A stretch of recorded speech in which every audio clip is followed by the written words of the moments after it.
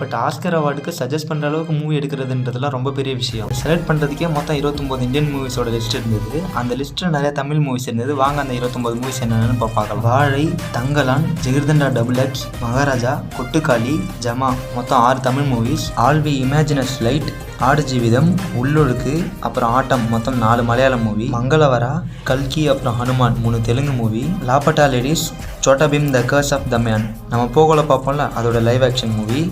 Good Luck, Kill, Animal, Srikanth, Chandu champion, Joram, Sam Bahadur, Swatantrya Veer Savarkar, article 370 மொத்தம் 11 Hindi movie. Maidaan, Kaarat Ganapati, அப்புறம் ஸ்வர் கந்தர்வ வீரபாட்கே, மொத்தம் 3 மராத்தி மூவி. கடைசியாக ஆபா ஒடியா மூவி. இதுதான் அந்த லிஸ்ட்டு. நம்ம இந்தியன் ஃபிலிம் ஃபெடரேஷன் இந்த லிஸ்ட்டில் இருந்து லாபட்டா லேடிஸை தான் ஃபைனல் பண்ணி ஆஸ்கருக்கு அனுப்பியிருக்காங்க. நீங்கள் யாராவது இந்த மூவியை பார்த்துருந்தீங்கன்னா அது எப்படி இருந்ததுன்னு கமெண்ட்டில் சொல்லுங்கள். போனது நல்லபடியாக அங்கே நாமினேஷன் லிஸ்ட்டுக்கு செலக்ட் ஆகிடுச்சுன்னா நல்லா தான் இருக்கும். ஏன்னா நம்ம தமிழ் மூவி எதுவும் போலேன்னு ஒரு சின்ன